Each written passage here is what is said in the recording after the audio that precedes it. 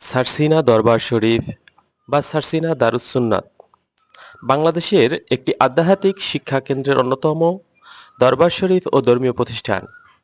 এটি পিরোজপুর জেলার নেছারাবাদ উপজেলার উত্তর পাশে সারসিনা নামক গ্রামে অবস্থিত। 1890 সালের একই গ্রামে আধ্যাত্মিক নেতা ও পীর মাওলানা শাহ মোহাম্মদ নেছারউদ্দিন আহমেদ এটি প্রতিষ্ঠা করেন। দরবারটি ইসলাম প্রচার ও প্রসারের জন্য বাংলাদেশ সহ ইসলামী বিশ্বে পরিচিতি অর্জন করেছে। প্রতি বছর দরবারের মাহফিলে কয়েক লক্ষ ভক্তের উপস্থিতি হয়। দরবারের দ্বিতীয় পীর ছিলেন আবু জাফর মোহাম্মদ সালেহ, তৃতীয় পীর ছিলেন শাহ মোহাম্মদ মহিবুল্লাহ। তিনি 2024 সালে 17 জুলাই ইন্তেকাল করেছেন। দরবারের বর্তমান পীর শাহ মোহাম্মদ মহিবুল্লাহ থেকে খেলাফতপ্রাপ্ত শাহ মোহাম্মদ নছর নেছারউদ্দিন হোসাইন। নেছারউদ্দিন আহমেদ তার দাদা মুন্সি জহিরউদ্দিন ও পিতা সুফি সদর উদ্দিনের চিন্তাধারায় প্রভাবিত ছিল। এরা উভয় সুফি গোত্রের ব্যক্তি ছিলেন। নিজ বাড়িতে মুসাফিরখানা তৈরি হয়েছিল, এখানে ইসলামী নানা বিষয় আলোচনা হতো। নেছারউদ্দিন আহমেদ হুগলি মহসিনিয়া মাদ্রাসায় পড়ার সময় 1895 সালে ফুরফুরা শরীফের পীর আবু বকর সিদ্দিকের নিকট বাইয়াত গ্রহণ করেন। বাইয়াত গ্রহণের পর তিনি ইসলাম প্রচারের সর্বোচ্চ চেষ্টা করেন। 1905 সালে নেছারউদ্দিন নিজ বাড়িতে মুসাফিরখানা হিসেবে একটি গোলপাতার দোতলা ঘর নির্মাণ করেন। এই ঘরকেই তিনি ইসলাম প্রচারের কেন্দ্র হিসেবে ব্যবহার করতেন। তিনি বরিশাল অঞ্চলের বিভিন্ন স্থানে গিয়ে ইসলাম প্রচার করতেন এবং সামাজিক কুসংস্কার দূরীকরণের চেষ্টা করতেন। তিনি জনসাধারণকে সচেতন করতেন ও নৈতিক উপদেশ দিতেন।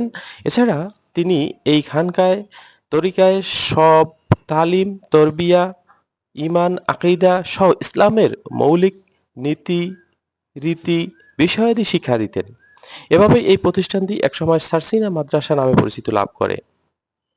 দরবার শরীফের প্রতিষ্ঠাতা নেছারউদ্দিন আহমেদ 1952 সালে মৃত্যুবরণ করার পর দরবার শরীফের পীর হন তার ছেলে আবু জাফর মোহাম্মদ সালেহ।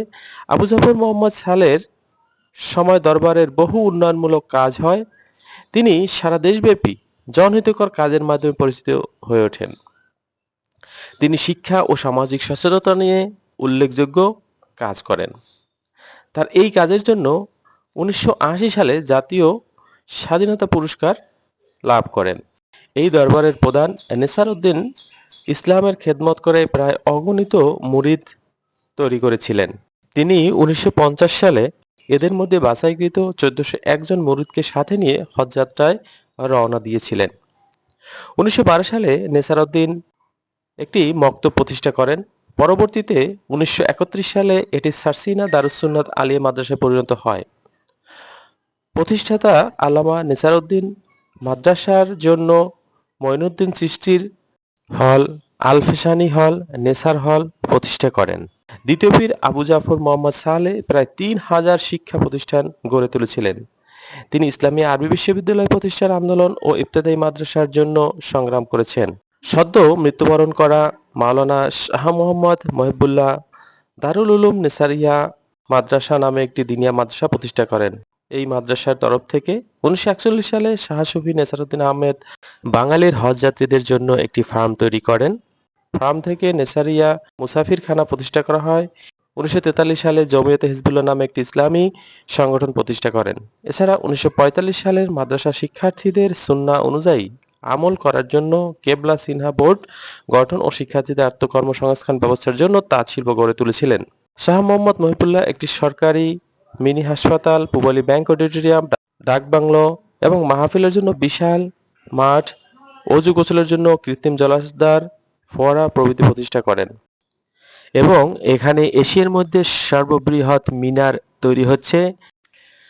2025 সালে অনুষ্ঠিত হলো 135তম মাহফিল, যেটি আপনাদের ঘুরে ঘুরে দেখালাম।